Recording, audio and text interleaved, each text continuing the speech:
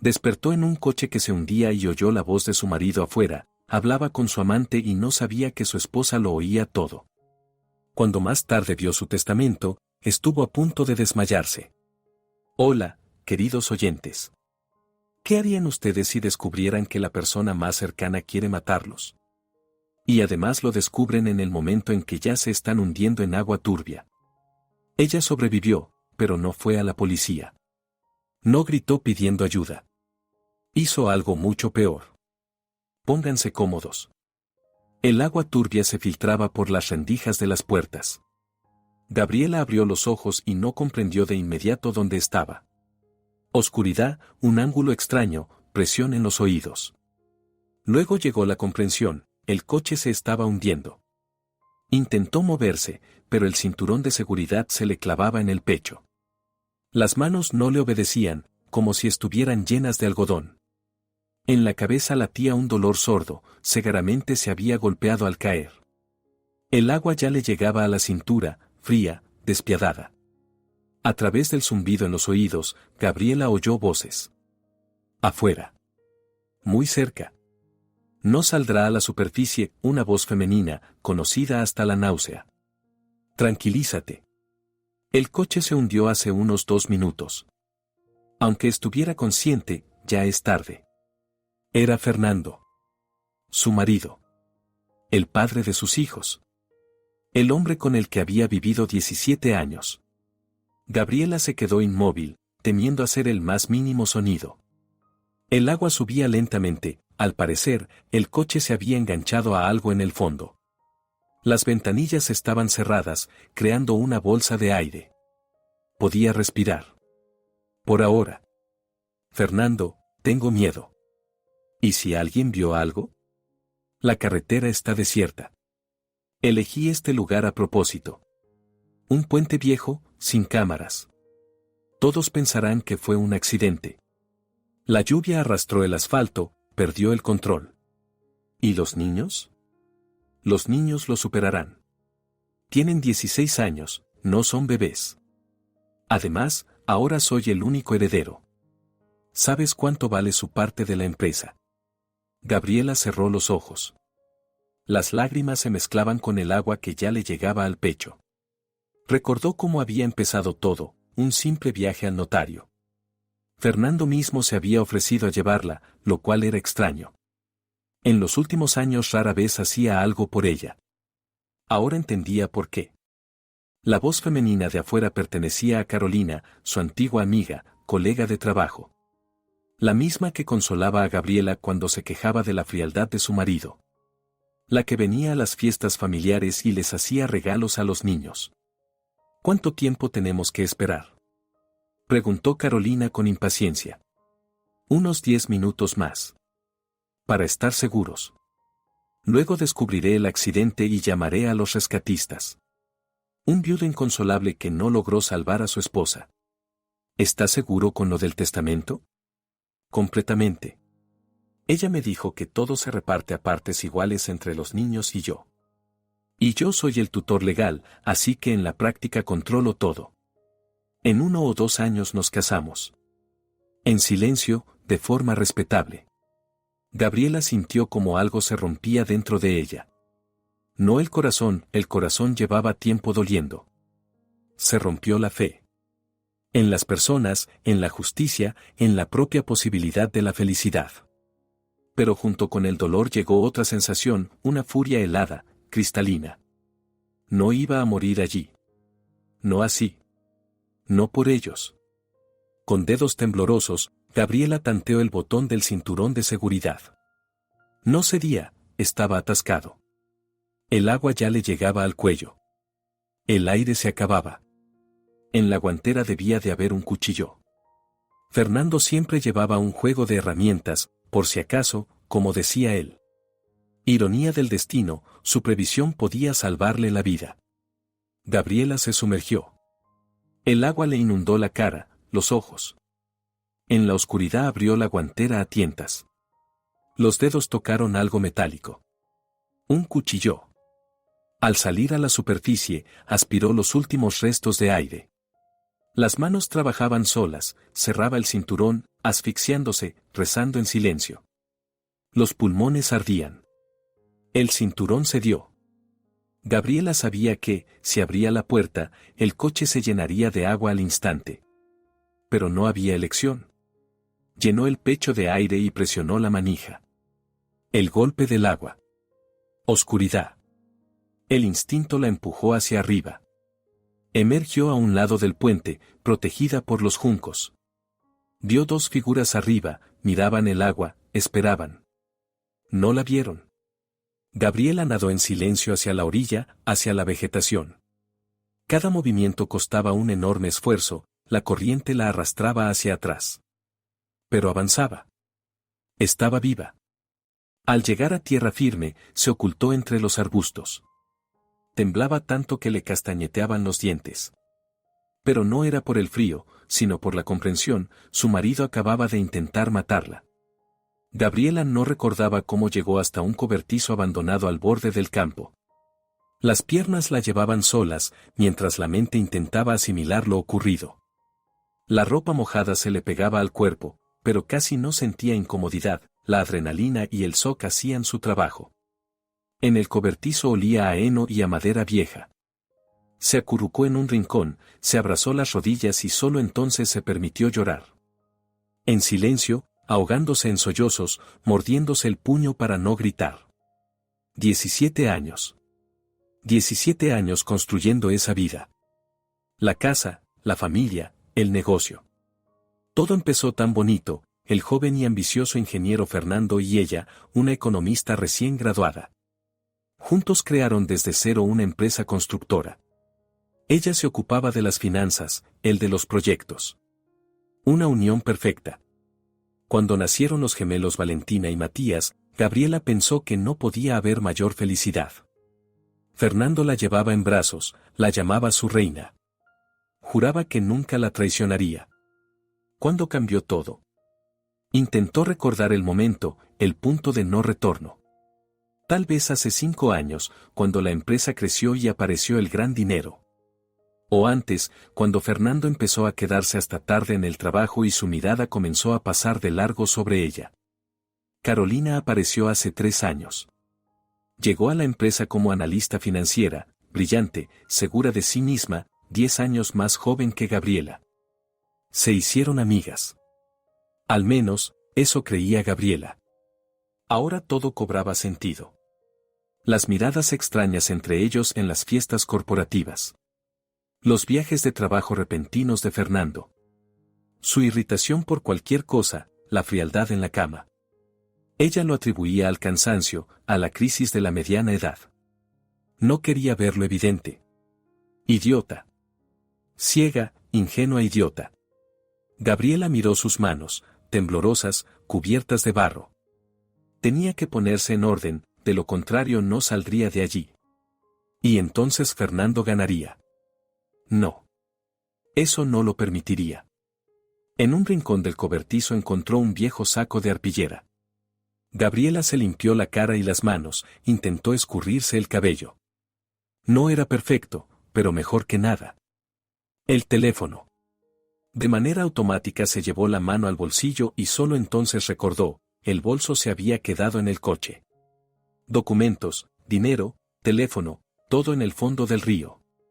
Estaba literalmente sin nada. El primer impulso fue correr a la policía. Contarlo todo, meterlos a ambos en la cárcel. Pero luego surgió otra idea, ¿le creerían? Fernando era un empresario respetado.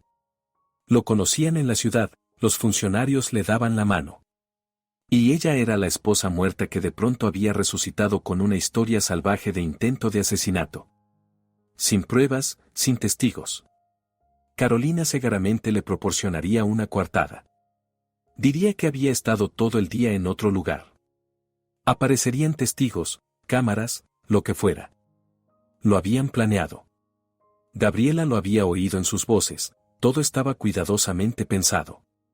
Y además, los niños. Valentina y Matías. Si denunciaba a su padre, ¿qué sería de ellos? Un escándalo público, juicios, periodistas. Sus vidas se convertirían en un infierno. Y si no le creían, Fernando obtendría poder total sobre ellos. Los pondría en contra de su madre. No, había que actuar de otra manera. Con más inteligencia.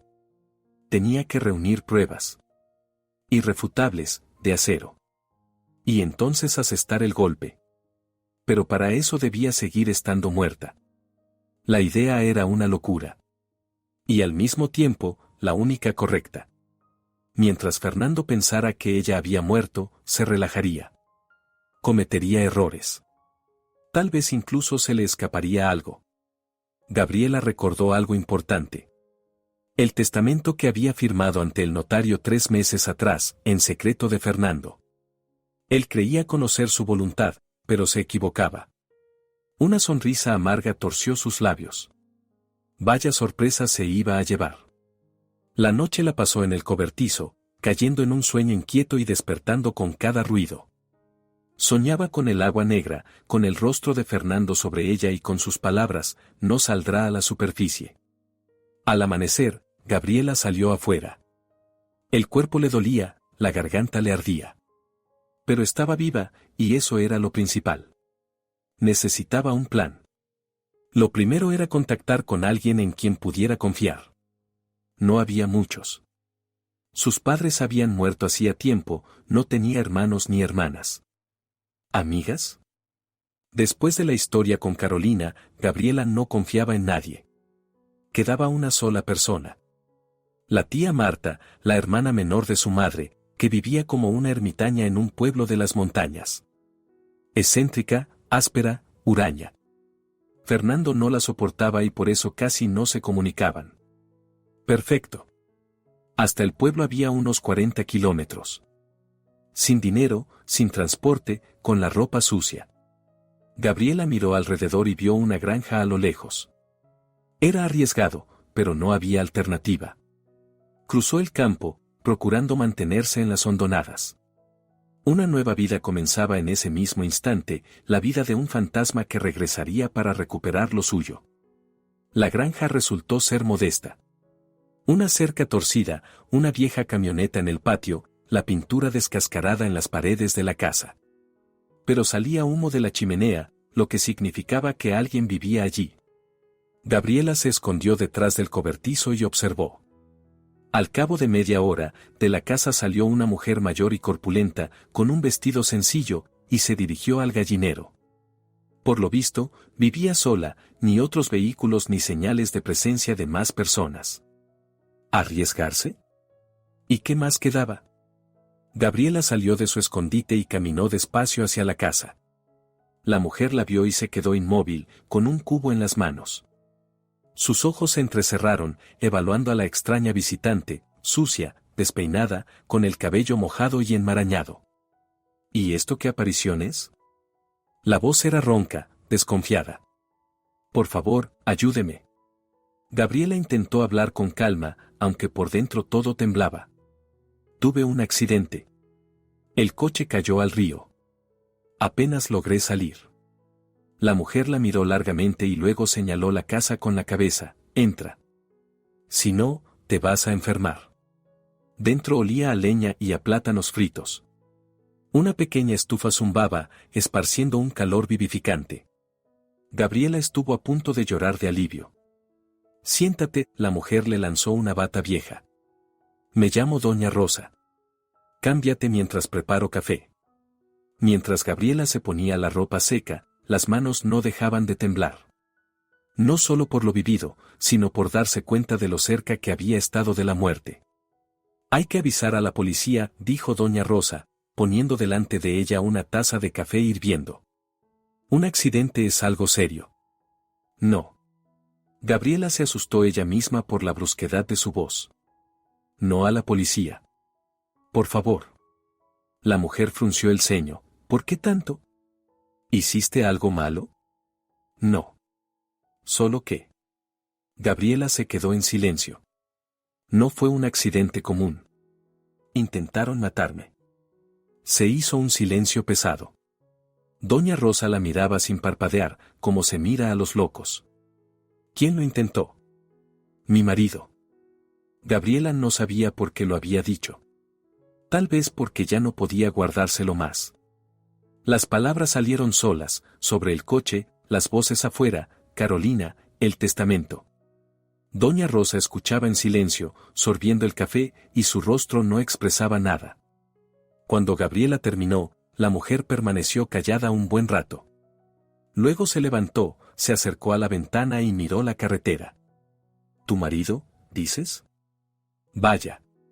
¿No me cree? Claro que te creo, doña Rosa se dio la vuelta. Yo tuve uno así.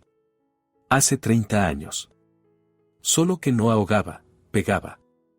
Hasta que un día fui yo la que le di con la sartén. Él al hospital, yo aquí. Desde entonces vivo sola. Regresó a la mesa y se sentó frente a Gabriela. ¿Y tú qué necesitas ahora? Llegar a un pueblo en las montañas. Allí vive mi tía. ¿Puede ayudarme?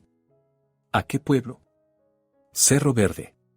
Doña Rosa silbó, eso está a 40 kilómetros. Te metiste bien lejos, muchacha. Le pagaré. Cuando todo se arregle, le pagaré el doble. De dinero no se vive, resopló. Está bien, algo se nos ocurrirá. Mi vecino va mañana al pueblo, le pediré que te acerque, y desde allí hasta tu aldea es un paso. Gracias, susurró Gabriela, y las lágrimas por fin rodaron por sus mejillas. Gracias. No llores. Con lágrimas no se arregla nada, doña Rosa le dio una palmada brusca en el hombro. Ahora come y acuéstate. No tienes buena cara. Todo el día Gabriela durmió en una cama estrecha, en una habitación diminuta. Los sueños eran confusos y aterradores, volvía a hundirse, y Fernando estaba en la orilla, sonriendo con aquella sonrisa de dientes blancos que ella había amado tanto. A su lado, Carolina agitaba la mano despidiéndose. Se despertó con el sonido del televisor. Afuera ya oscurecía. Gabriela salió a la sala común, doña Rosa estaba sentada frente a un viejo televisor lleno de interferencias. ¿Ya despertaste? Siéntate, justo están las noticias. En la pantalla aparecieron imágenes conocidas, el puente, el río, los vehículos de rescate. Gabriela sintió que la garganta se le cerraba. La tragedia ocurrió ayer por la tarde en el viejo puente sobre el río. El automóvil de la conocida empresaria Gabriela Torres perdió el control y cayó al agua. Según la versión preliminar de la investigación, la causa del accidente fue el fuerte aguacero que socavó la carretera. El cuerpo de la fallecida aún no ha sido encontrado, las labores de búsqueda continúan. La cámara enfocó a Fernando. Estaba junto al puente, demacrado, con los ojos rojos. Hablaba con la voz entrecortada, tengo esperanza hasta el último momento. Gabriela es una mujer fuerte. Tal vez ocurra un milagro. Pido a todos los que hayan visto algo que se comuniquen con la policía. Es mi esposa, la madre de mis hijos. Gabriela lo miraba y no lo reconocía. ¿Ese hombre destrozado por el dolor era el mismo que había discutido tranquilamente su muerte con su amante? ¿El que dijo, no saldrá a la superficie? Un actor. Un actor magnífico. Y ella había vivido 17 años con ese hombre sin sospechar quién era en realidad. ¿Es él? Preguntó doña Rosa. Gabriela asintió en silencio. Miente bien, sentenció la mujer. Esos son los más peligrosos, los que mienten y ellos mismos se lo creen. La empresa constructora fundada por los esposos hace 17 años está valorada en varios millones de dólares. Según fuentes, la fallecida deja 2 hijos adolescentes. En la pantalla apareció una fotografía, ella y Fernando en alguna recepción, sonrientes, felices. Una mentira capturada en imagen. Luego aparecieron los rostros de los gemelos. Valentina y Matías en una ceremonia escolar, serios, ya mayores. Gabriela se llevó la mano al pecho. Sus hijos. En ese momento creían que ella había muerto. Lloraban, sufrían. Y ella no podía decirles nada. Da pena por los niños, como si leyera sus pensamientos, dijo doña Rosa. Ellos no tienen la culpa. Volveré con ellos, dijo Gabriela, y su propia voz le sonó ajena. Cuando termine todo. ¿Qué vas a terminar? Con él. A la mañana siguiente, el vecino de doña Rosa, un hombre callado de unos 60 años llamado Gregorio, la subió a su viejo pick-up. Gabriela se cubrió la cabeza con el pañuelo que le había dado la dueña de casa y trató de no mirar la carretera. En la radio volvieron a hablar de su muerte. Gregorio la miró de reojo, pero no dijo nada. Evidentemente, doña Rosa le había advertido que no hiciera preguntas. En el pueblo, él la dejó cerca de la estación de autobuses. El autobús a las montañas sale a las 2. ¿Tienes dinero? No. Gregorio suspiró, metió la mano en el bolsillo y sacó un billete arrugado. Toma. Y buena suerte. Gracias. Se lo devolveré. No hace falta. Doña Rosa dijo que eres una buena persona. A ella le creo. Se fue, y Gabriela se quedó de pie al borde de la carretera, apretando el dinero en las manos. 2 horas hasta el autobús. 2 horas a la vista de todos. Encontró un rincón apartado detrás de la estación y se sentó en una caja volcada. Los pensamientos revoloteaban como pájaros enjaulados. Los niños. Tenía que hacerles saber de alguna manera que estaba viva. ¿Pero cómo? Cualquier contacto podía delatarla. Fernando Segaramente vigilaba sus teléfonos, leía los mensajes. Lo controlaba todo. ¿O no todo? Gabriela recordó una vieja cuenta de correo que ella y Valentina habían creado muchos años atrás para intercambiar mensajes secretos, cuando su hija tenía 12 años y se apasionaba por los juegos de espías. La contraseña solo la sabían ellas dos. Fernando ni siquiera sospechaba de su existencia. Si Valentina aún la recordaba. Era una oportunidad. Minúscula, pero una oportunidad. 2 horas después, Gabriela iba sentada en un autobús destartalado que la llevaba a las montañas, a casa de la tía Marta. Por la ventanilla desfilaban campos verdes, palmeras, cercas torcidas. Miró su reflejo en el vidrio y no se reconoció. El rostro demacrado, las ojeras oscuras, los labios apretados. Una nueva Gabriela. Gabriela que había sobrevivido. Gabriela que se vengaría. El autobús se detuvo a la entrada del pueblo, dejando a Gabriela en un crepúsculo cada vez más espeso. Cerro Verde la recibió con silencio y olor a humo. Una decena de casas dispersas a lo largo de la única calle, luces tenues en las ventanas, un perro ladrando tras una cerca torcida. La casa de la tía Marta estaba apartada, una vivienda vieja con un porche de madera y contraventanas descoloridas. Gabriela recordaba ese lugar desde la infancia, su madre la llevaba allí de vacaciones. Entonces la casa le parecía mágica y la tía Marta una auténtica hechicera de cuento, que conocía todas las hierbas y hablaba con los gatos. Ahora, de pie frente a la verja, Gabriela se sentía otra vez una niña pequeña. Perdida, asustada, en busca de protección. Empujó la verja.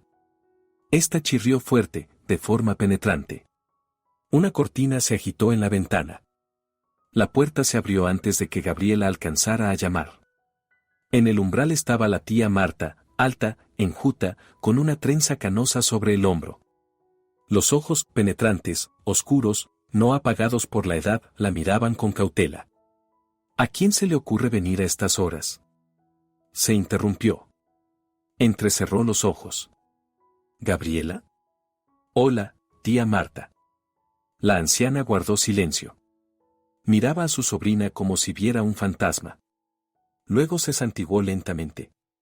Pero si tú. En la televisión dijeron. Estoy viva. ¿Puedo pasar? La tía Marta se hizo a un lado, dejándola entrar en la casa. Dentro, nada había cambiado en todos esos años, los mismos paños bordados en las paredes, la misma pequeña estufa en un rincón, el mismo olor a hierbas secas y cera. El tiempo parecía haberse detenido allí. Siéntate, la tía Marta señaló una silla junto a la mesa. Cuenta. Y Gabriela contó. Todo, desde el principio.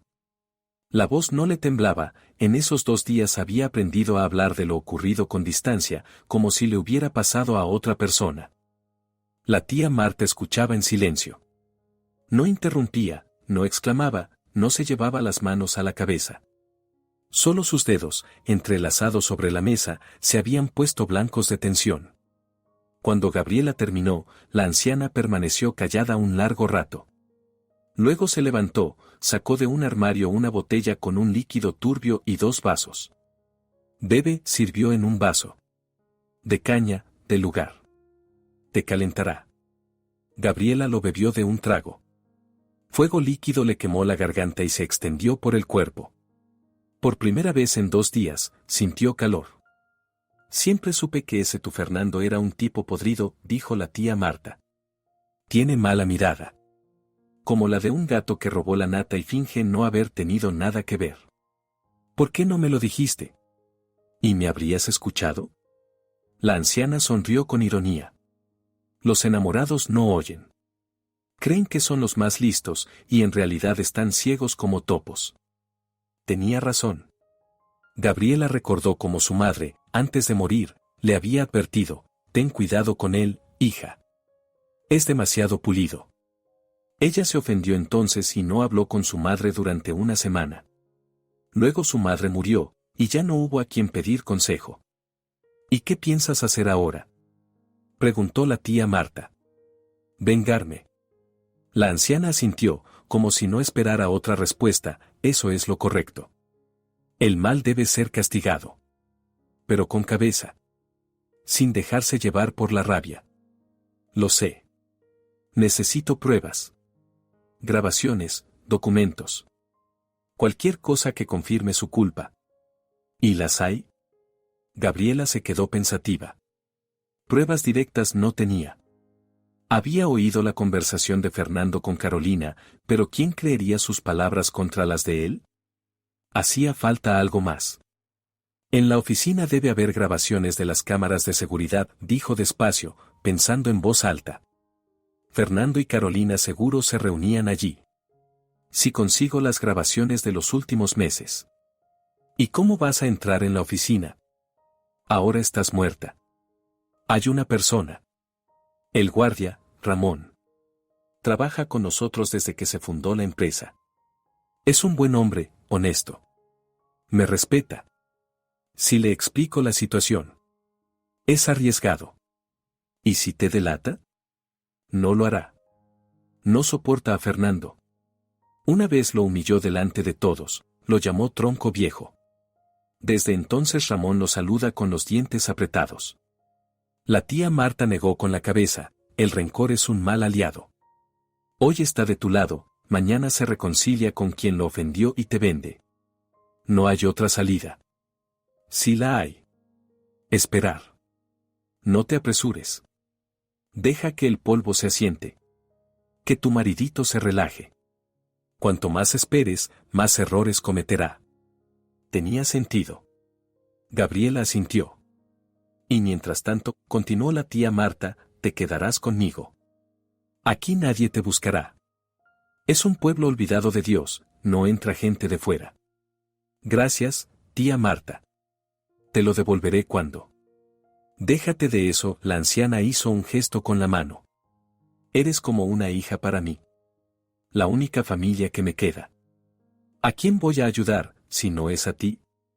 Esa noche Gabriela yacía en la cama estrecha de la pequeña habitación, mirando al techo. El sueño no llegaba. Los pensamientos giraban como ardillas en una rueda. Los niños. Tenía que ponerse en contacto con ellos. Por la mañana le preguntó a la tía Marta: ¿tienes computadora? ¿O al menos internet? La anciana se echó a reír. ¿Qué computadora, Gabriela? Apenas me las arreglo con el móvil. Me lo regaló un sobrino y me enseñó qué botones apretar. ¿Un teléfono? ¿Puedo usarlo? La tía Marta sacó de la cómoda un viejo aparato de teclas y se lo tendió. Gabriela lo giró entre las manos: ni cámara, mucho menos internet. En el pueblo hay una biblioteca, dijo la tía Marta. Tienen computadoras para la gente. El autobús pasa los martes y los viernes.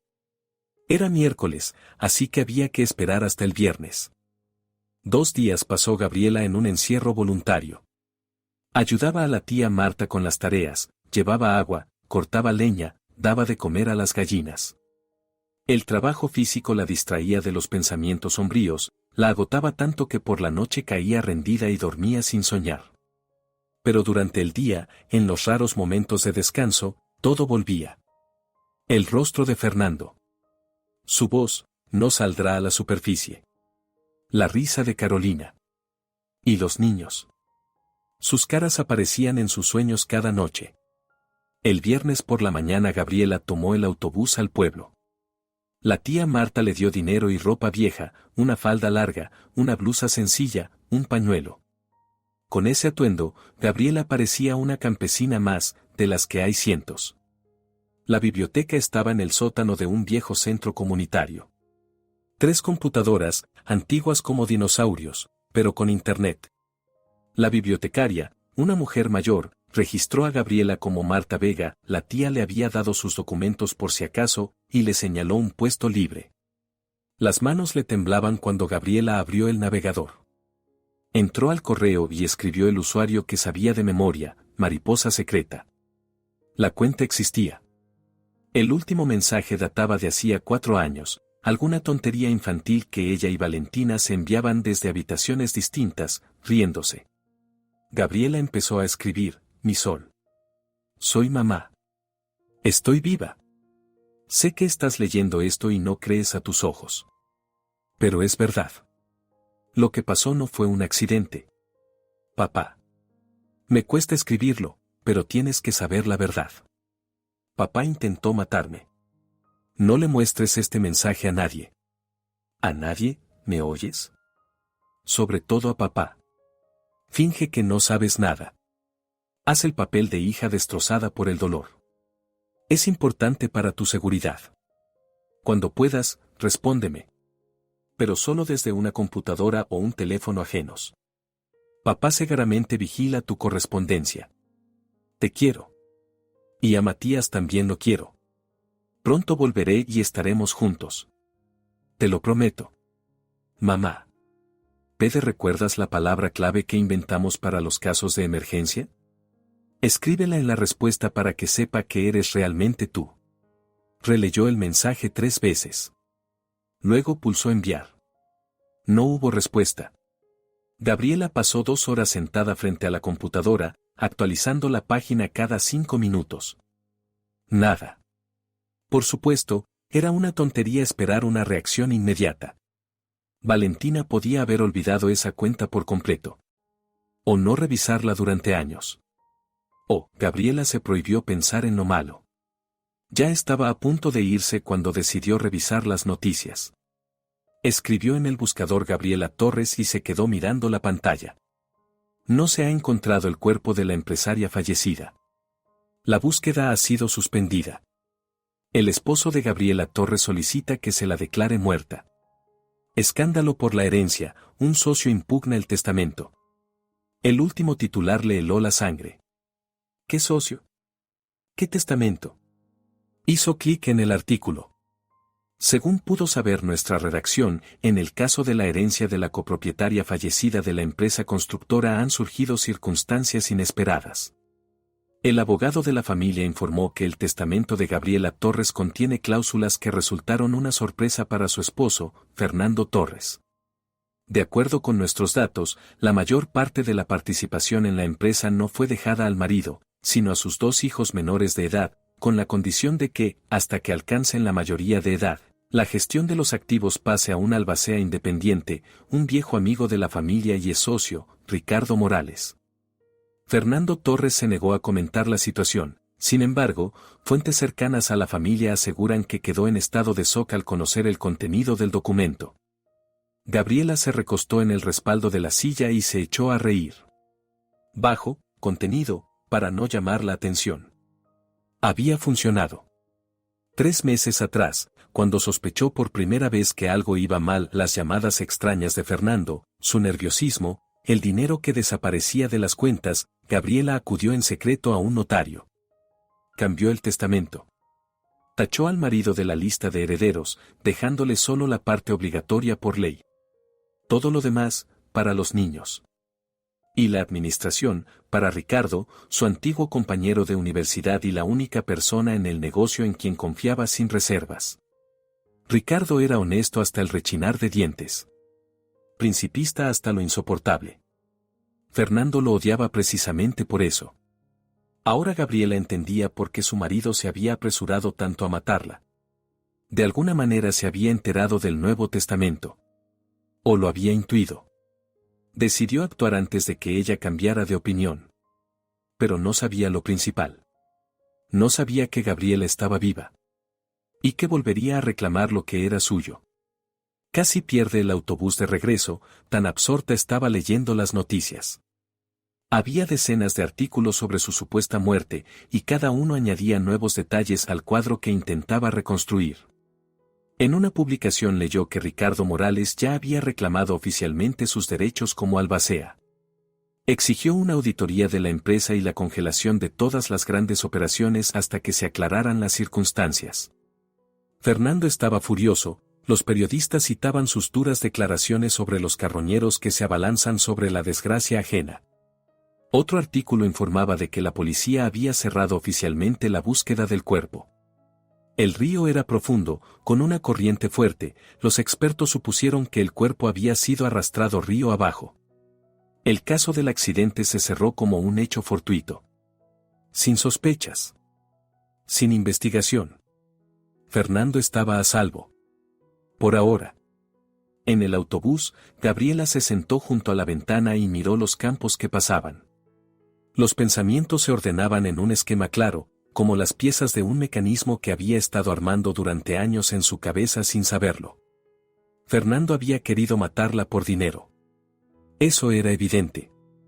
Pero ahora, cuando el testamento no le era favorable, sin duda buscaría la manera de impugnar el documento.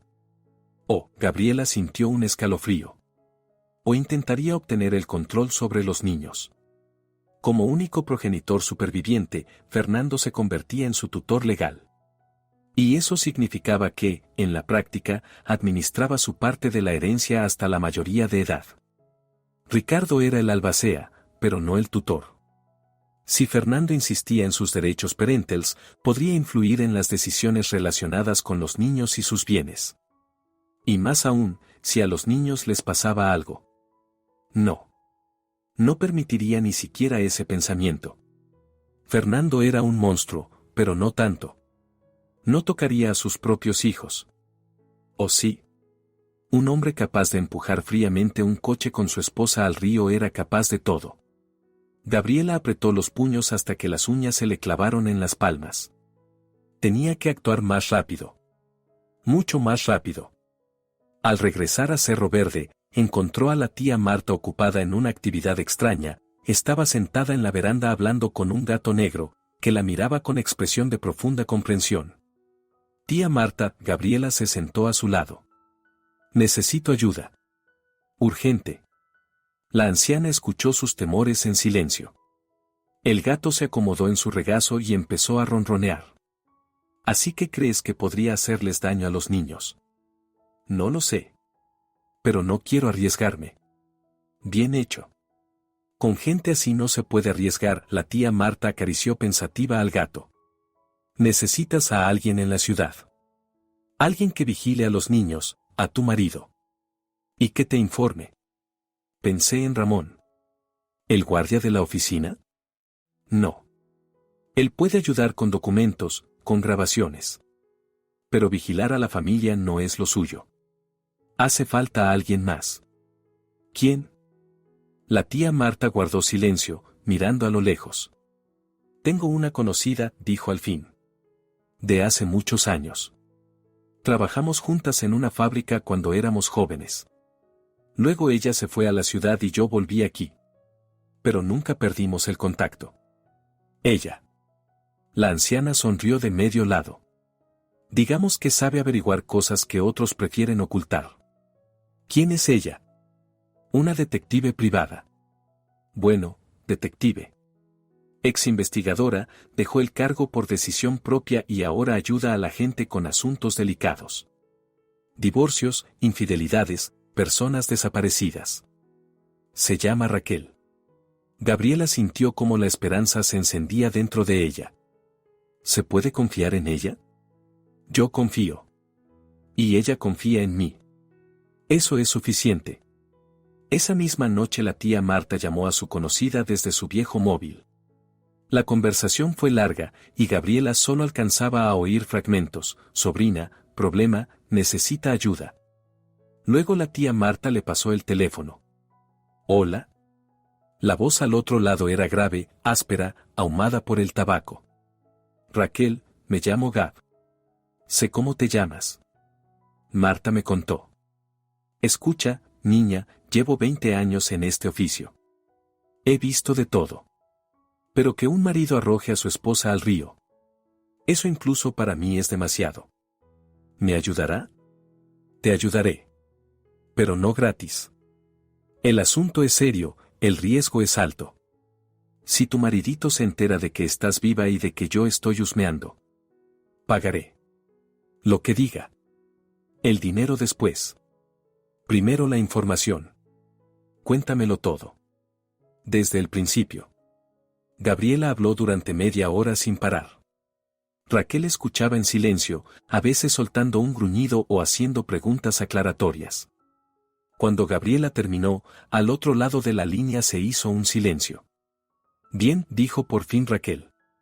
El plan es este. Primero, pondré vigilancia sobre tus hijos. Discreta, profesional. Sabré dónde están, con quién, qué hacen. Si tu Fernando les toca un solo dedo, seré la primera en saberlo. Gracias. No me interrumpas. Segundo, intentaré averiguar qué pasa entre él y Carolina. ¿Desde cuándo? ¿Qué tan serio es?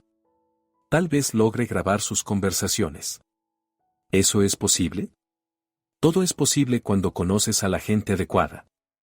Tercero, miraré qué está pasando en la empresa. Tu marido seguramente intenta hacer alguna jugada mientras tú estás muerta. Maniobras financieras, desvío de activos. El paquete estándar. Ricardo está vigilando eso. Es el albacea. ¿Ricardo Morales?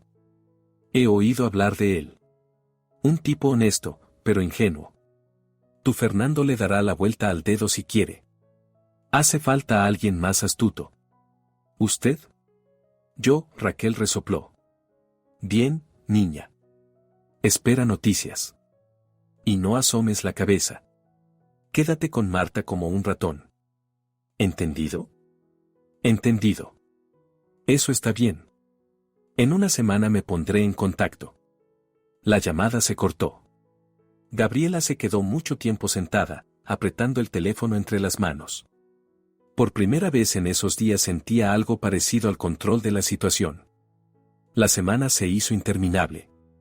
Gabriela ayudaba a la tía Marta, leía libros viejos de su biblioteca, paseaba largo rato por los campos cercanos. Varias veces fue al pueblo a revisar el correo. Al tercer día llegó la respuesta de Valentina. Mamá, ¿de verdad eres tú? No puedo creerlo. Pensábamos que habías muerto. Matías casi no sale de su cuarto, apenas come. Papá anda sombrío, pero raro. No como debería estar alguien que está de luto. La tía Carolina vino al funeral, sí, papá hizo un funeral aunque no haya cuerpo, y ella y papá se miraban de una forma. No sé, incorrecta. La palabra clave es pingüino. ¿Recuerdas? Así llamábamos a papá cuando se ponía ese traje tan ridículo. Mamá, no entiendo qué está pasando. ¿Papá de verdad intentó matarte? Es imposible. Es papá. Por favor, responde. Me estoy volviendo loca. Gabriela lloró al leer esas líneas. Su niña. Su pequeña Valentina, que aún no comprendía que el mundo podía ser tan cruel.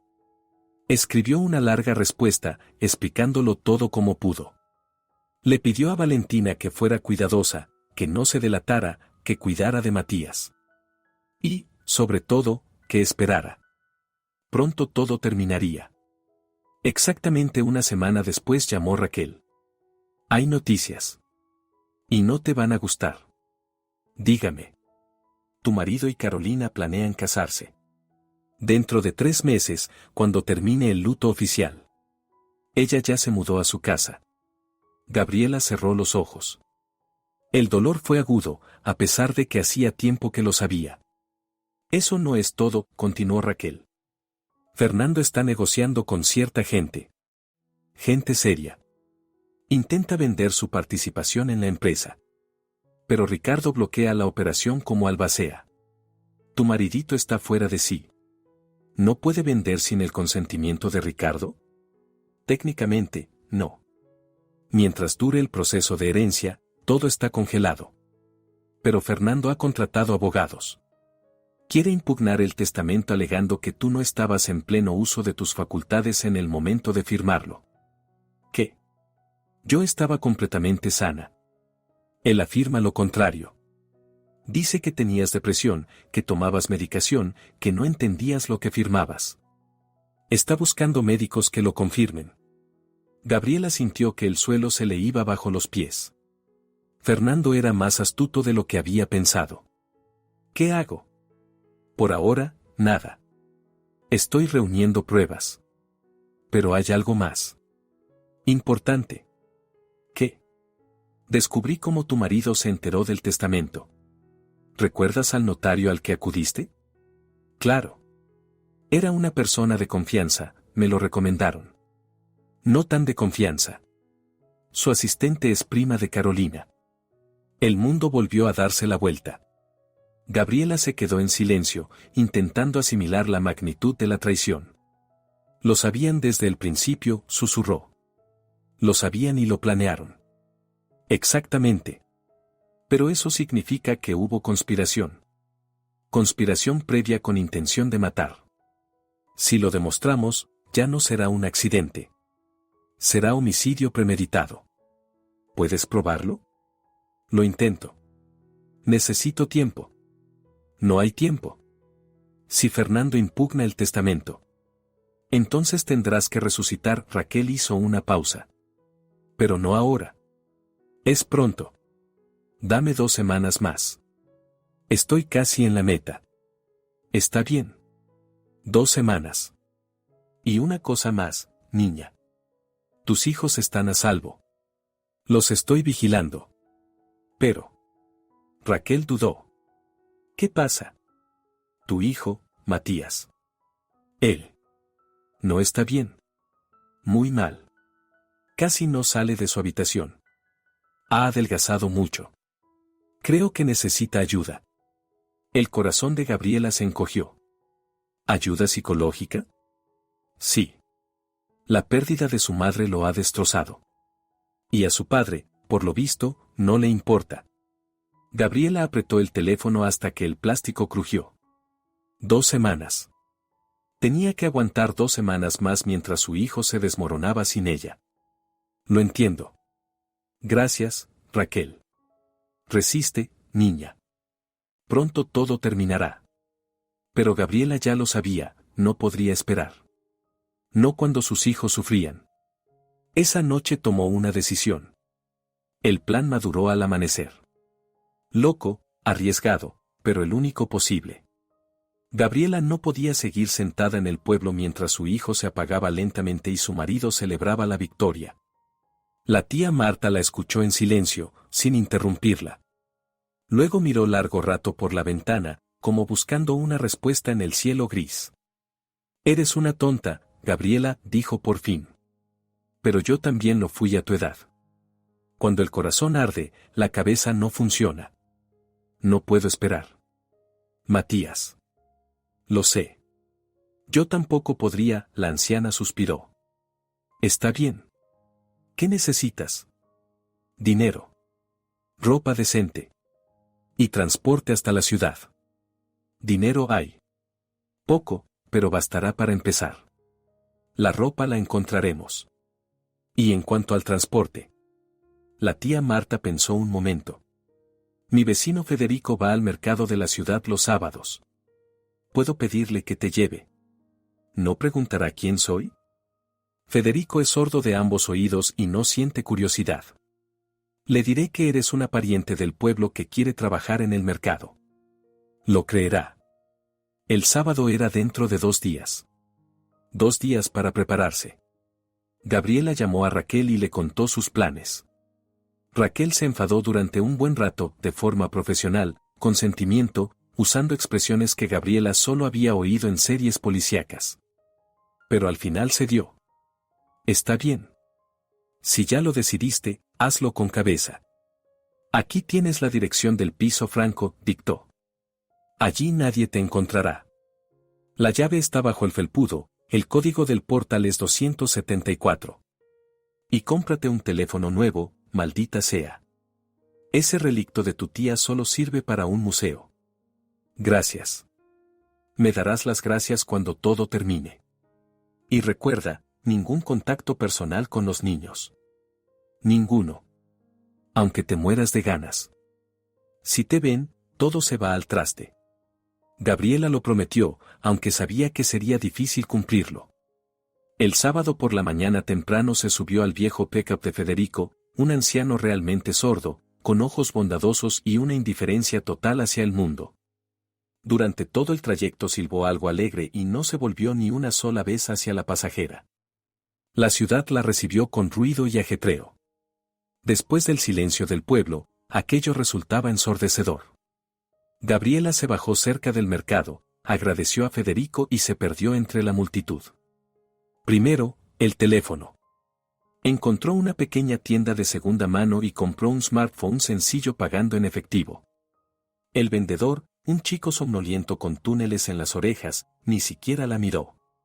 Luego, la ropa. En una tienda de segunda mano eligió vaqueros, un suéter y una chaqueta. Discretos, prácticos. Se cambió en el probador.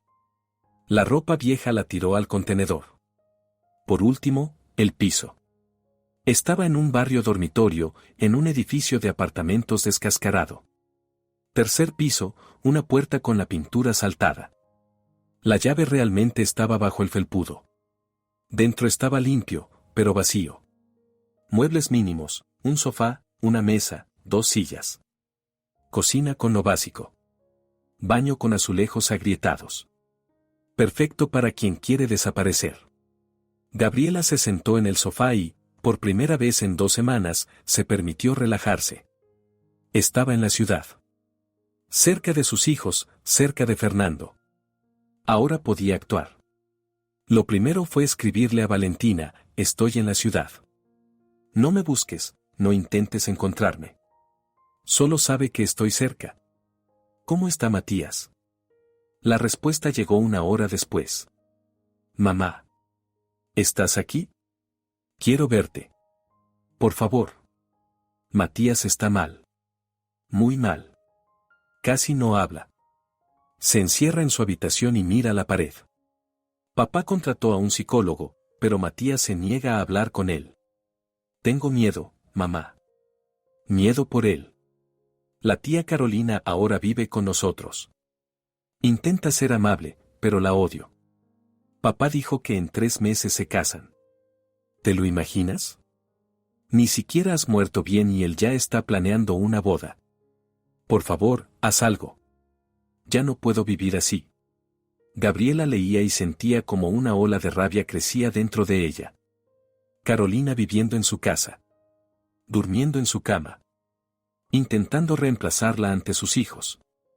No. Eso no iba a pasar. Marcó el número de Raquel. Ya estoy aquí. Lo sé. Mis chicos te vieron entrar al edificio. Bien hecho, no te dejaste ver. Necesito ver a mis hijos. No. Raquel. He dicho que no.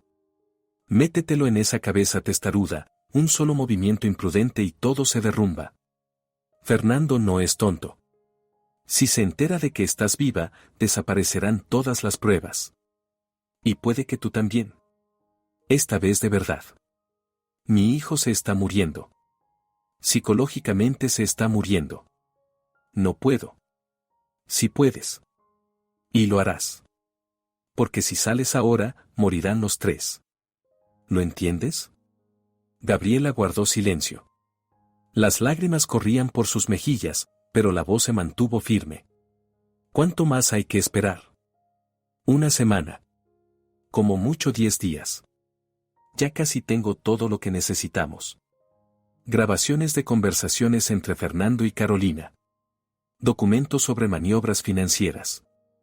El testimonio de la asistente del notario aceptó colaborar a cambio de indulgencia. ¿Habló? Habló. Se llama Luciana. Una joven tonta, enamorada de la vida fácil. Carolina le prometió dinero por información sobre el testamento. Luciana no sabía que eso llevaría a un asesinato. Cuando lo supo, se asustó. Tiene miedo de que la conviertan en cómplice. Y lo es. Técnicamente, sí. Pero el fiscal puede hacer la vista gorda si ayuda a meter en prisión a los verdaderos culpables. Le expliqué el panorama. Aceptó declarar. Esperanza. Débil, pero real. ¿Qué más hace falta? Lo principal, una prueba directa de que el accidente fue provocado. Por ahora solo tenemos indicios. Conspiración, motivo, oportunidad. Pero nada que señale de forma directa al asesinato. ¿Y las grabaciones de sus conversaciones? Son cautelosos. Hablan con insinuaciones, a medias palabras. Un buen abogado desmontaría eso en el juicio. Gabriela se quedó pensativa. Una prueba directa. Algo imposible de negar. El coche, dijo de pronto. Mi coche está en el fondo del río. Si lo sacan y lo examinan. ¿Qué quieres decir? Fernando hizo algo con los frenos o con la dirección. Es ingeniero, ¿recuerdas? Especialista en mecánica. Si una pericia demuestra que el accidente fue provocado. Al otro lado de la línea se hizo un silencio. Eso. Raquel vaciló. Eso podría funcionar. Pero ¿cómo lograr que la policía saque el coche? El caso está cerrado. Una llamada anónima. Digan que alguien vio a una persona hurgando bajo el capó antes del accidente. Puede que no lo crean. Puede. Pero si se menciona el nombre de Fernando. Decir que vieron precisamente a él. La policía está obligada a comprobarlo. ¿Entiendes que es un riesgo? Si Fernando se entera de la investigación, se pondrá en guardia. Puede destruir otras pruebas. ¿Qué pruebas? El coche está en el fondo del río, no se puede sacar sin buzos. Él cree que todo está bien escondido. Raquel guardó silencio un minuto más. De acuerdo. Lo intentaremos. Pero si sale mal, te advertí. No saldrá mal. Él lleva años usando el mismo taller para sus coches. Si la policía habla con los mecánicos. Está bien, está bien. Lo entiendo. Dame un par de días. Organizaré la llamada. Gabriela colgó y se recostó en el respaldo del sofá. El corazón le latía como loco. Estaba jugando un juego peligroso. Un paso en falso y todo se vendría abajo. Pero no había marcha atrás. Los días siguientes se hicieron insoportablemente lentos. Gabriela casi no salía del piso, temiendo ser reconocida. Raquel le enviaba comida y noticias por medio de un mensajero, un chico callado que nunca la miraba a los ojos. Las noticias eran inquietantes. Fernando se había activado, contrató nuevos abogados y presentó una demanda para impugnar el testamento. Ricardo Morales resistía como podía, pero las fuerzas eran desiguales. El dinero de Fernando contra los principios de Ricardo, el desenlace era previsible. Y entonces llegó un mensaje de Valentina. Mamá, urgente. Papá dijo que va a enviar a Matías a una especie de sanatorio. Dice que necesita tratamiento. Pero vi los documentos, no es un sanatorio. Es una clínica psiquiátrica. Cerrada. Quieren cerrar a Matías, mamá. No sé para qué, pero esto está mal. Matías no está loco, solo está triste. ¿Qué hago? Gabriela se quedó mirando la pantalla, sintiendo cómo la sangre se le iba del rostro. Una clínica psiquiátrica. Cerrada. Para un menor se necesita el consentimiento del padre o del tutor. Si declaran a Matías incapaz, su parte de la herencia pasará a manos del padre. Fernando no planeaba matar a sus hijos. Planeaba eliminarlos de otra manera, legalmente, limpiamente, sin sangre. Gabriela agarró el teléfono. Raquel. Tenemos un problema. Un problema grande. Raquel llegó una hora después. Gabriela la vio en persona por primera vez, una mujer corpulenta de unos 60 años, con el cabello canoso corto y la mirada incisiva de una exinvestigadora. Entró en el piso, echó un vistazo alrededor y, sin preámbulos, se sentó a la mesa. Cuenta todo lo que sepas. Gabriela le mostró la conversación con Valentina. Raquel leía en silencio, el rostro inexpresivo. Solo los músculos tensos en las mejillas delataban la presión. La clínica se llama Puerto Tranquilo, dijo al fin. Conozco ese lugar. Una institución psiquiátrica privada para adolescentes. Cara, cerrada. Y con una reputación muy flexible. ¿Qué significa eso? Significa que por el dinero suficiente pueden poner cualquier diagnóstico. Depresión, esquizofrenia, trastorno bipolar, lo que sea. Y luego mantener al paciente allí todo el tiempo que el cliente pague. Gabriela sintió náuseas subirle a la garganta. Eso es ilegal. Claro que es ilegal. Pero intenta demostrarlo. Oficialmente todo está limpio, exámenes, documentos, firmas de médicos. ¿Y quién va a comprobar que el diagnóstico es falso? Los familiares suelen llevar allí ellos mismos a sus niños problemáticos. Nietos que estorban para la herencia. Sobrinos que saben demasiado. Dios mío. Aquí no hay Dios, niña. Hay dinero y poder. Raquel sacó un cigarrillo y fumó en la habitación. Tu marido no es el primero que ideó un esquema así. Y no será el último. ¿Cuándo quieren llevárselo? Según mis datos, pasado mañana. Fernando ya pagó el adelanto y firmó los documentos. La causa oficial de la hospitalización es un trastorno depresivo agudo con tendencias suicidas. Matías nunca habló de suicidio.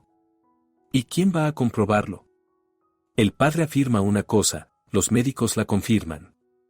El chico en la clínica, dopado con medicamentos, no puede hablar con coherencia. El crimen perfecto. Gabriela se levantó y empezó a pasearse por la habitación. Los pensamientos revoloteaban como pájaros enjaulados. Pasado mañana. Tenía menos de 48 horas. Hay que detenerlo. ¿Cómo? Oficialmente estás muerta. No tienes derecho sobre el niño. Incluso si te presentas ahora mismo en la policía, mientras aclaran, mientras verifican. Matías ya estará detrás de puertas cerradas. Entonces me lo llevaré yo misma. Raquel la miró como si estuviera loca. ¿Te das cuenta de lo que dices? Eso es secuestro. Te meterán en la cárcel. ¿Que me metan? No permitiré que encierren a mi hijo en un manicomio. Idiota, Raquel aplastó el cigarrillo en un platillo. Una idiota noble. Bien. Supongamos que te lo llevas. ¿Y después qué? ¿Dónde te esconderás? Fernando tiene dinero, contactos, abogados. Te denunciará por secuestro y, legalmente, tendrá razón. Soy su madre. Eres una madre oficialmente muerta. ¿Notas la diferencia? Gabriela se detuvo junto a la ventana. Detrás del vidrio oscurecía la ciudad al atardecer, luces de coches, ventanas iluminadas, la vida normal de gente normal. Personas que no sabían que, en algún lugar cercano, se estaba desarrollando una tragedia. Entonces tengo que resucitar, dijo en voz baja. Antes de lo planeado. Ahora mismo. Raquel guardó silencio. Gabriela se dio la vuelta y vio en su rostro una expresión extraña, una mezcla de respeto y preocupación.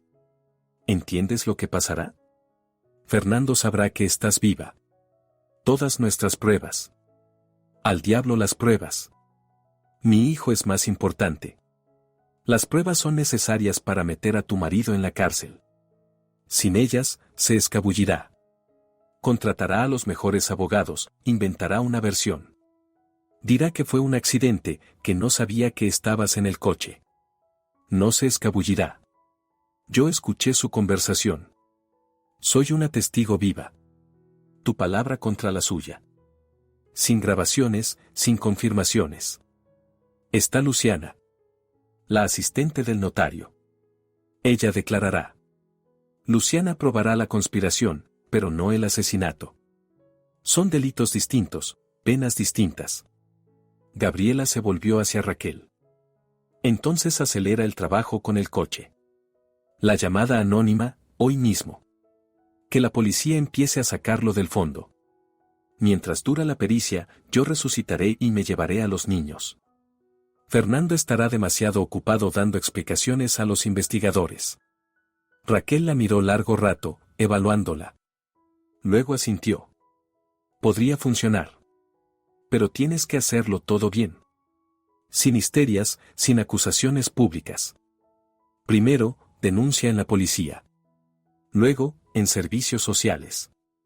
Después, al abogado. No tengo abogado. Si lo tienes. Conozco a uno. Malo, codicioso y sin principios. Justo lo que se necesita contra tu marido. ¿Es caro? Mucho. Pero cobra un porcentaje de lo ganado. Y aquí se puede ganar mucho, teniendo en cuenta el valor de tu parte en la empresa. Gabriela asintió. De acuerdo. ¿Qué hago? Las horas siguientes se parecieron a una operación militar. Raquel llamó a su gente, dio órdenes, coordinó acciones. Gabriela estaba sentada a su lado, escuchando y absorbiendo la información. La llamada anónima a la policía la hizo un conocido de Raquel, la voz estaba distorsionada, el número no se rastreaba. El informante afirmó haber visto a un hombre hurgando bajo el capó del coche de Gabriela Torres varias horas antes del accidente. La descripción coincidía con Fernando. La policía reaccionó más rápido de lo esperado. El caso, aparentemente cerrado, se reabrió. Se ordenó una pericia del vehículo extraído. Sacarán el coche mañana por la mañana, informó Raquel tras otra llamada. Los resultados de la pericia estarán en 2 o 3 días. Pero el simple hecho de la investigación ya va a levantar ruido. ¿Fernando se enterará? Sin duda. Lo citarán a declarar como esposo de la fallecida. Es un procedimiento estándar cuando se reabre un caso. ¿Puede aplazar la hospitalización de Matías? Puede. O puede acelerarla para quitar al chico de en medio antes de que empiecen los problemas. Es difícil preverlo. Gabriela apretó los puños. Entonces tengo que actuar mañana. Por la mañana. Antes de que se lleve a Matías. ¿Y cómo te lo imaginas? Iré a casa. Directamente a casa, con los niños. Mientras Fernando esté en el interrogatorio. Raquel negó con la cabeza. Es arriesgado. ¿Y si no va al interrogatorio? ¿O va más tarde? Valentina ayudará. Ella lo vigila y avisará cuando se vaya. ¿La chica podrá con eso? Es mi hija. Podrá. Aquella noche Gabriela no durmió. Estuvo tendida en el sofá, mirando al techo, pensando en lo que ocurriría al día siguiente. El miedo se mezclaba con la determinación, la desesperación con la esperanza. Le escribió a Valentina un mensaje largo con instrucciones. Le explicó el plan y le pidió que estuviera preparada. La respuesta llegó casi de inmediato, su hija tampoco dormía. Haré todo, mamá. Lo prometo. Solo vuelve, por favor. Estamos tan mal sin ti. La mañana llegó gris y sofocante. Gabriela se levantó antes del amanecer, se duchó, se vistió. Se miró en el espejo, rostro pálido, ojeras profundas, una línea dura junto a los labios. Había cambiado en esas semanas. Había envejecido, adelgazado. Pero en su mirada había aparecido algo nuevo, acero. A las 8 de la mañana llegó un mensaje de Valentina, a papá lo llamaron a la policía. Se fue hace 10 minutos. Está furioso. La tía Carolina se quedó en casa, pero está en el dormitorio maquillándose. Matías está en su habitación. Gabriela marcó el número de Raquel. Salgo ahora. Suerte, niña. Y recuerda, pase lo que pase, no pierdas la cabeza. El taxi la llevó al barrio conocido en 20 minutos. Gabriela se bajó a una manzana de la casa y siguió a pie. El corazón le latía tan fuerte que parecía oírse en toda la calle. Ahí estaba, su casa. El chalet de 2 plantas con grandes ventanales que ella y Fernando habían construido 10 años atrás. Su sueño, su nido. Ahora, territorio ajeno. Se acercó a la verja y marcó el código. Los dedos le temblaban, pero la combinación funcionó. Fernando no había tenido tiempo de cambiarla. Gabriela entró en el patio y vio su reflejo en la ventana del salón. Entonces la puerta de la casa se abrió de golpe y Carolina apareció en el umbral. Durante unos segundos se miraron en silencio. Carolina palideció tanto que el maquillaje llamativo parecía una máscara de payaso sobre un rostro muerto. Sus labios se movían, pero no salía ningún sonido, como si alguien hubiera apagado el volumen. «Hola, Carolina», dijo Gabriela con calma. «¿No me esperabas?» Carolina dio un paso atrás y se agarró al marco de la puerta. En sus ojos brillaba un terror animal, el que se tiene ante los fantasmas. «Tú. Pero tú». La voz le salió en un susurro ronco. «Es imposible. Como ves, es muy posible. El agua estaba fría, pero yo nado bien. Fernando lo olvidó cuando planeó mi muerte». Carolina retrocedió hacia el interior de la casa. Gabriela avanzó tras ella sin apresurarse, sin alzar la voz. La calma le resultaba sorprendentemente fácil, toda la rabia y la desesperación de las últimas semanas parecían haberse quemado por dentro, dejando un vacío frío. «No te acerques». Carolina extendió las manos delante de sí. «Llamaré a la policía». «Llámala. Justo ahora están interrogando a tu amante». «¿Sabes sobre qué?» «Sobre por qué estuvo hurgando en mi coche antes del accidente». El rostro de Carolina se deformó. «Eso es mentira. Él no hizo nada. Fue un accidente». «Ah, sí. Pues la asistente del notario, tu prima Luciana, dice otra cosa. Se ha vuelto muy habladora desde que entendió que le espera una condena por complicidad en un asesinato». Carolina se quedó paralizada. Gabriela veía cómo los pensamientos corrían por su cabeza, febriles y caóticos. La depredadora calculadora que durante tanto tiempo había tejido intrigas ahora había caído en su propia trampa. «No podrás probar nada», susurró. «Es tu palabra contra la nuestra. Y tú oficialmente no existes. Pronto existiré. Pero primero me llevaré a mis hijos». Gabriela se dirigió hacia la escalera que llevaba al segundo piso. Carolina se lanzó a interceptarla. «No te dejaré pasar. Este es mi hogar ahora». «¿Tuyo?» Gabriela se detuvo. «Duermes en mi cama, usas mis batas, comes con mi vajilla. ¿Y a eso lo llamas tuyo?» «Fernando. Fernando es un asesino. Y pronto estará en la cárcel. Y tú eres su cómplice. Así que te aconsejo que te apartes, antes de que añada a la acusación la obstrucción del reencuentro de una madre con sus hijos». Algo en la voz de Gabriela hizo que Carolina retrocediera. Tal vez comprendió que esa mujer ya no era la esposa ingenua a la que se podía engañar. Era una loba que había venido a buscar a sus cachorros. Gabriela subió las escaleras. El pasillo del segundo piso, dolorosamente familiar, cubierto de fotos familiares. Notó que algunas habían desaparecido, aquellas en las que solo aparecía ella. Habían quedado únicamente las fotos con Fernando y los niños. La habitación de Matías estaba al final del pasillo. Gabriela se detuvo frente a la puerta y llamó. «Silencio». «¿Matías? ¿Hijo?» «Soy mamá». Silencio. Luego un ruido detrás de la puerta. Pasos lentos. El clic de la cerradura. La puerta se abrió. Gabriela apenas logró contener un grito. Ante ella estaba su hijo, pero no era el niño que recordaba. Delgado, pálido, con la mirada apagada y el cabello crecido y enredado. La miraba sin expresión, como a través de una pared de cristal. «Matías». Extendió la mano para tocarle el rostro. Él se apartó. «No eres real», dijo con una voz apagada, mecánica. «Te estoy soñando, como siempre». «Soy real, hijo. Estoy viva. Tócame». «Mamá murió». «Papá lo dijo», Matías negó con la cabeza. «Solo eres mi delirio». El doctor dice que es por las pastillas. ¿Qué doctor? ¿Qué pastillas? Desde detrás de Gabriela se oyó la voz de Carolina, está tomando tranquilizantes. Por prescripción de un psiquiatra. Tiene una psique inestable. Gabriela se giró.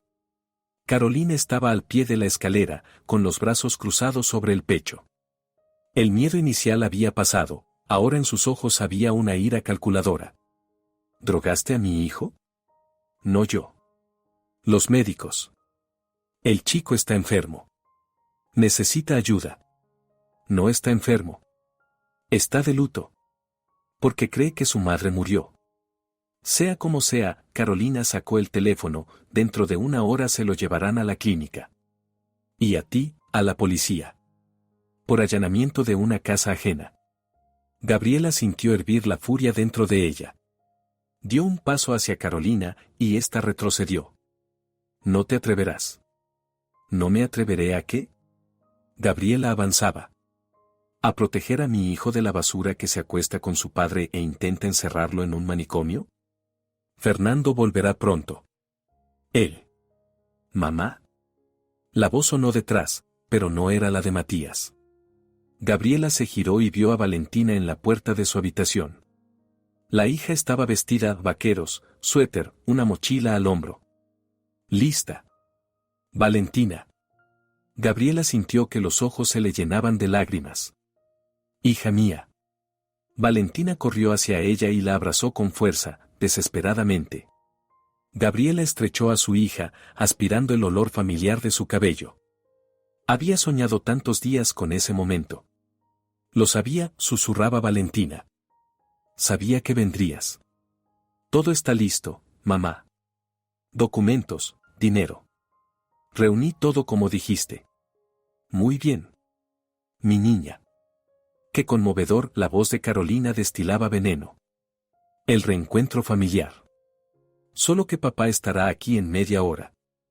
Su interrogatorio terminó antes de lo que pensaban. Ya viene de camino. Valentina palideció. Mamá. Tranquila, Gabriela apartó suavemente a su hija. Llegamos a tiempo. Coge a Matías. No irá. Cree que todo es una alucinación. Gabriela se acercó a su hijo. Él estaba de pie en el umbral de su habitación, mirando lo que ocurría con absoluta indiferencia. Matías. Ella tomó su rostro entre las manos y lo obligó a mirarla a los ojos. Escúchame. Soy tu madre. Estoy viva.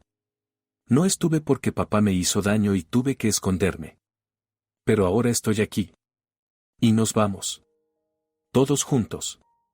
En los ojos vacíos de su hijo algo se movió. Una chispa. Una sombra de emoción. ¿Mamá? Lo susurró tan bajo que Gabriela apenas lo oyó. Mamá, ¿de verdad eres tú? De verdad, hijo. De verdad. Matías parpadeó. Una vez. Otra. Y de pronto su rostro se deformó, la presa interior se rompió. Rompió a llorar fuerte, desgarradoramente, como un niño pequeño, aunque tenía 16 años. Cayó de rodillas, la rodeó por la cintura y lloró, lloró, lloró. Gabriela se arrodilló junto a él, lo abrazó, le acarició la cabeza. Todo está bien, mi pequeño. Todo está bien. Mamá está aquí. Pensé que habías muerto. Pensé que era culpa mía. No tuve tiempo de decirte. SHHH.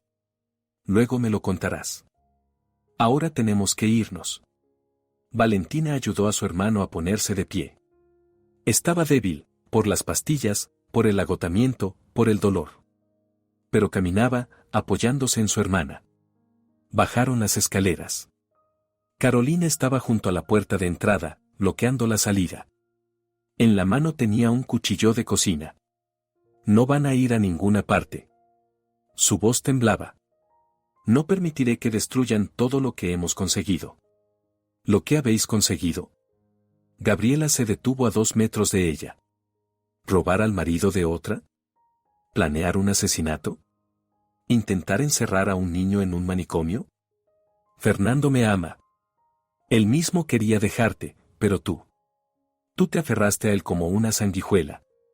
A su dinero, a su empresa. ¿Su empresa? Gabriela se rió. Esa empresa la construí yo. Cada contrato, cada cliente, fue mi trabajo. Fernando solo firmaba los papeles. Mentira. Verdad. Y pronto todos la conocerán.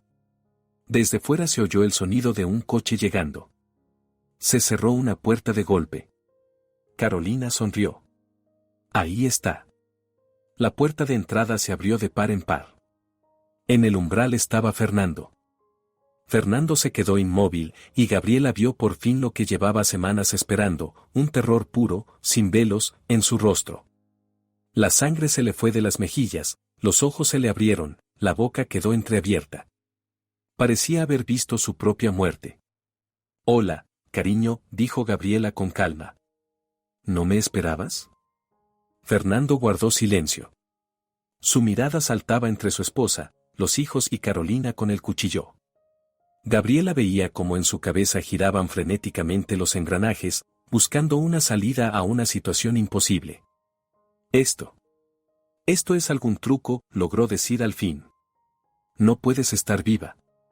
¿Por qué? ¿Porque tú mismo viste cómo el coche se hundía? ¿Por qué estabas arriba con tu puta hablando de cómo gastarías mi herencia? No sé de qué estás hablando. Seguro que no sale, citó Gabriela. Tranquilízate. El coche se hundió hace unos 2 minutos. ¿Te suena? Fernando palideció aún más. ¿Lo oíste? Cada palabra.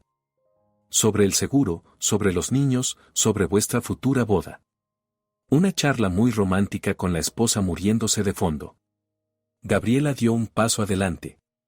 ¿Sabes qué es lo más gracioso? El agua subía despacio en el coche. Tuve tiempo de sobra para salir.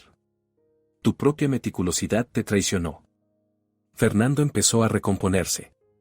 Gabriela vio cómo el SOC daba paso al cálculo, ese cálculo frío que ella antes confundía con fortaleza de carácter. Está bien, levantó las manos. Estás viva. Eso es maravilloso. No entiendo qué pasó. Pero podemos hablarlo todo. ¿Hablarlo? Valentina dio un paso al frente. Querías matar a mamá. Y encerrarme a mí y a Matías en un manicomio. Valentina, cielo, no entiendes. Lo entiendo todo. Vi los documentos de la clínica. Os oí a ti y a Carolina susurrar por las noches cuando pensabais que dormíamos. Eres un monstruo. Fernando lanzó una mirada rápida a Carolina. Ella apretaba el cuchillo con los dedos blancos, claramente sin saber qué hacer. Es un malentendido, Fernando intentó sonreír. Cariño, no sé qué te ha contado tu madre, pero... Basta. Gabriela lo interrumpió. Basta de mentiras. El juego se acabó, Fernando. La policía ha sacado el coche. Los peritos están trabajando y pronto encontrarán lo que hiciste con los frenos. Luciana está dispuesta a declarar sobre vuestra conspiración. Raquel ha reunido grabaciones de tus conversaciones con Carolina. ¿Quién es Raquel? La persona que te ayudará a enviarte a la cárcel. El rostro de Fernando se endureció. La máscara del padre atento y del viudo desconsolado por fin cayó, dejando al descubierto lo que había debajo, un vacío frío e implacable. Estás fanfarroneando, dijo en voz baja. No tienes nada. ¿Lo comprobamos? Aunque tuvieras algo. Fernando cruzó lentamente el umbral, cerrando la puerta tras de sí. ¿Quién te va a creer? ¿Una mujer que se escondió 2 semanas en lugar de ir a la policía? ¿Qué permitió que sus hijos pensaran que estaba muerta? Una madre mentalmente inestable que huyó de su familia. ¿Quieres hacerme pasar por loca? ¿Como a Matías? ¿Por qué no? Tengo informes médicos. Sufrías depresión, tomabas medicación. En un estado de afectación emocional escenificaste tu propia muerte y abandonaste a tus hijos. ¿Hablas en serio? Gabriela negó con la cabeza. ¿De verdad crees que eso va a funcionar? ¿Y por qué no? Fernando sonrió con sarcasmo. Soy un empresario respetado. Tengo contactos en el ayuntamiento, en la policía. Mi abogado es el mejor de la ciudad. Y tú no eres nadie. Una mujer muerta que de pronto resucitó con acusaciones delirantes. Fernando. Carolina dio un paso hacia él. ¿Qué hacemos? Cállate, ni siquiera la miró. Ya has hecho suficientes estupideces. Carolina retrocedió como si le hubieran dado una bofetada. Gabriela casi la compadeció. Casi. Los niños vienen conmigo, dijo Gabriela. Ahora. Inmediatamente. No intentes detenernos. ¿Y a dónde iréis? No tienes documentos, no tienes dinero. Legalmente no existes. Es temporal. Y los niños son menores. Yo soy su padre. El tutor legal. Si intentas llevártelos, eso es secuestro. Y si intentas detenerme, será agresión contra una persona viva a la que intentaste matar. Se quedaron frente a frente, dos personas que una vez se juraron amor eterno. Entre ellos estaban los hijos, un matrimonio destruido y el cadáver de la confianza. Papá, dijo de pronto Matías. Su voz era débil, pero firme. Apártate. Fernando miró a su hijo. Matías, hijo, no estás bien, necesitas ayuda. Necesito a mamá. Matías se irguió, aunque era evidente el esfuerzo que le costaba. No pastillas, no un manicomio. Mamá. No entiendes. Lo entiendo todo. No soy tonto, papá. Solo que. Vaciló, solo no quería creer que mi padre fuera un asesino. La palabra quedó suspendida en el aire, pesada como una piedra. Fernando se estremeció, como si hubiera recibido un golpe. Por un instante Gabriela vio algo humano en sus ojos, dolor, vergüenza. Pero desapareció de inmediato, sustituido por la frialdad habitual. Está bien, se apartó a un lado. Idos. Ya veremos hasta dónde llegáis. Gabriela no esperó a que se lo repitieran. Tomó a Matías del brazo y asintió a Valentina. Se dirigieron hacia la puerta. Cuando Gabriela pasó junto a Fernando, él se inclinó y le susurró al oído, esto no ha terminado. Encontraré la manera. Siempre la encuentro. Yo también, respondió ella en el mismo tono. Salí a flote de tu tumba, Fernando. Ahora veremos si tú sales de la tuya. Salieron de la casa. El aire cálido les golpeó el rostro, fresco, limpio, con olor a libertad. Junto a la verja había un coche con los cristales tintados. Al volante, Raquel en persona. Suban, ordenó, abriendo la puerta trasera. Rápido. Los niños se metieron dentro. Gabriela se volvió, Fernando estaba en la puerta de la casa, mirándolos marcharse. A su lado, Carolina, aún aferrando el cuchillo inútil. Gabriela se sentó en el coche y Raquel arrancó de inmediato. ¿A dónde vamos ahora?, preguntó Valentina. A la policía, respondió Raquel. Es hora de resucitar oficialmente. ¿Y después? Gabriela miró a sus hijos, agotados, asustados, pero vivos. Junto a ella. Después empezaremos todo de nuevo. La comisaría los recibió con la luz impersonal de los tubos fluorescentes y el olor a café de la máquina expendedora. El agente de guardia alzó la vista desde el mostrador, recorrió con una mirada indiferente a los recién llegados y de pronto se quedó inmóvil, clavando los ojos en Gabriela. «¿Usted?» Parpadeó varias veces, como si no creyera lo que veía. «¿Usted es Torres?» «¿Gabriela Torres?» La misma. Raquel dio un paso al frente, sacando una carpeta de documentos del bolso. «Y tiene mucho que contar. Llame a un investigador. Es urgente». Las horas siguientes se fundieron en un único flujo interminable, interrogatorios, actas, explicaciones. Gabriela contó su historia una y otra vez, al investigador, a su superior, luego a otro hombre de paisano que se presentó como funcionario de la fiscalía. Los niños estaban en una oficina contigua, bajo la supervisión de una psicóloga.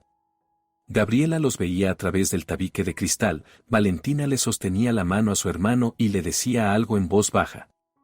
Matías asentía, aún pálido, pero ya no tan perdido como por la mañana. Al caer la tarde llegó el abogado que había conseguido Raquel, el mismo malo, codicioso y sin principios. Se llamaba Ernesto y encajaba perfectamente con la descripción: bajo, calvo, con ojos punzantes y una forma de hablar como si cada palabra costara dinero. La situación es complicada, pero no desesperada, dijo tras estudiar los documentos. Lo principal ahora es restablecer oficialmente su condición de persona viva. Eso llevará tiempo, pero aceleraré el proceso. ¿Y los niños? De momento quedan bajo la tutela temporal de los servicios de protección. Es el procedimiento estándar cuando ambos padres están bajo sospecha. Pero dadas las circunstancias. Esbozó una sonrisa seca: creo que en unos días se los entregarán a usted. ¿Y Fernando? A su marido ya lo han retenido para interrogarlo. De momento como testigo. Pero si la pericia del coche demuestra lo que usted afirma. Lo demostrará, Gabriela estaba segura. Es ingeniero. Sabía lo que hacía. Ernesto asintió. Entonces le imputarán tentativa de homicidio. Más fraude al seguro, más falsificación de documentos médicos en el caso de su hijo. A Carolina, complicidad. A la asistente del notario, un cargo aparte. ¿A cuántos años se enfrentan? Su marido, de 10 a 15 años. Carolina, menos, si acepta colaborar con la investigación. Aunque lo dudo, está demasiado implicada. Gabriela se recostó en el respaldo de la silla. Por primera vez en semanas sentía algo parecido a la calma. No alegría, no, se había perdido demasiado, pero sí calma. ¿Y la empresa? Preguntó. Ah, esa es una cuestión interesante. Ernesto sacó otra carpeta. Mientras usted estaba muerta, su marido intentó cerrar varias operaciones, sacar activos, vender su parte. Pero el albacea, Ricardo Morales, bloqueó todo. Ricardo. Gabriela sonrió. Sabía que podía contar con él. Un buen hombre. Honesto. Una rareza hoy en día. El abogado se encogió de hombros. Ahora que usted está viva, el testamento pierde validez. Vuelve a ser la propietaria plena de su participación. Puede retomar la gestión, vender, hacer lo que quiera. ¿Y la parte de Fernando? Mientras esté bajo investigación, sus activos quedarán congelados. Si lo condenan, serán confiscados. En la práctica, usted podría convertirse en la única dueña de la empresa. Gabriela negó con la cabeza. No quiero su parte. Quiero justicia. ¿Justicia? Ernesto resopló. Rara vez oigo eso de mis clientes. Normalmente dicen, dinero o venganza. La venganza ya la tengo. El dinero. Gabriela miró a los niños a través del cristal. El dinero puede esperar. Ahora lo principal son ellos. 3 días después, los resultados de la pericia confirmaron las peores sospechas. El sistema de frenos del coche había sido dañado de forma deliberada, de manera profesional, para que el fallo no se produjera de inmediato, sino tras un tiempo de conducción. Los expertos encontraron marcas de herramientas e incluso una huella dactilar parcial, borrosa, pero suficiente para la identificación. La huella pertenecía a Fernando.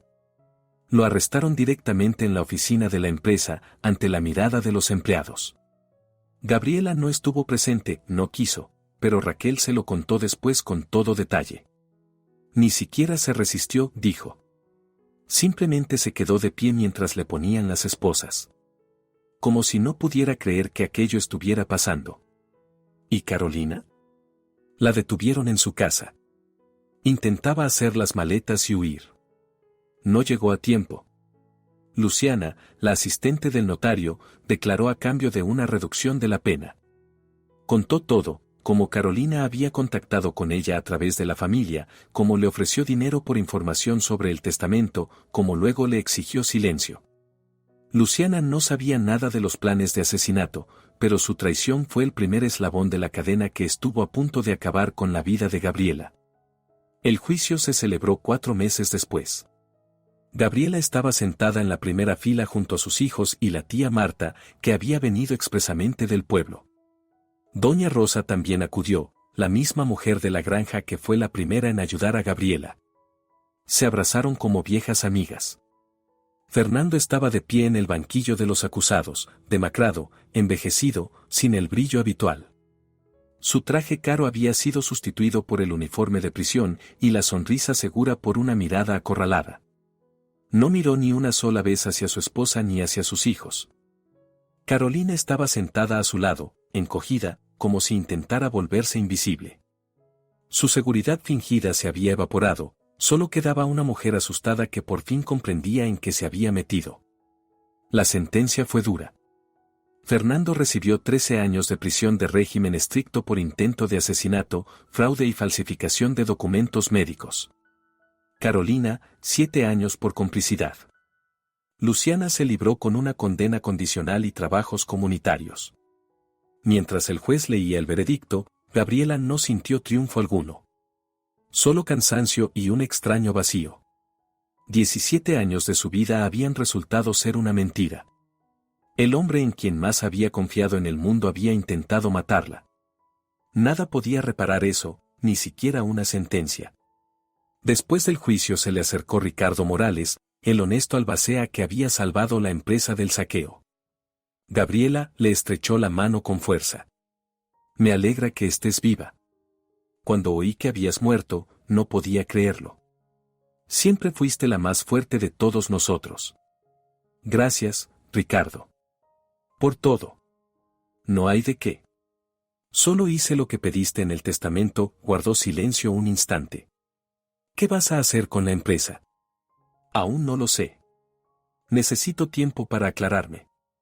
Si decides volver, te ayudaré. Si decides vender, también. Lo que elijas. Gabriela asintió. Las decisiones podían esperar. Ahora había algo más importante. Esa misma tarde estaba sentada en la veranda de la vieja casa de la tía Marta, en Cerro Verde.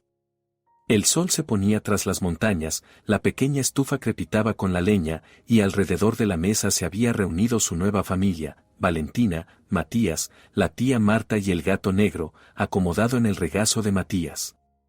Mamá Valentina servía café en las tazas, ¿y ahora qué pasará? ¿Ahora? Gabriela miró a sus hijos.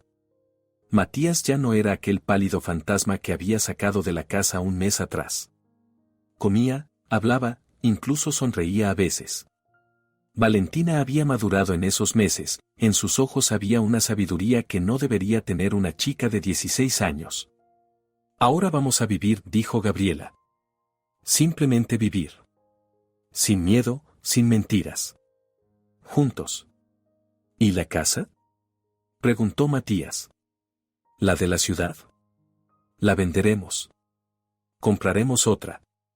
O la construiremos, sonrió. Al fin y al cabo, soy copropietaria de una empresa constructora. ¿Algún privilegio habrá? ¿Puede tener piscina? Por primera vez en mucho tiempo parecía un adolescente normal, con sueños normales. ¿Puede tener piscina? La tía Marta resopló. ¿Piscina quiere? ¿Y quién va a dar de comer a las gallinas mientras chapoteáis en vuestra piscina? Yo. Se ofreció Valentina. Me gustan tus gallinas, tía Marta. Mientes, pero se agradece. Rieron todos juntos, por primera vez en mucho tiempo.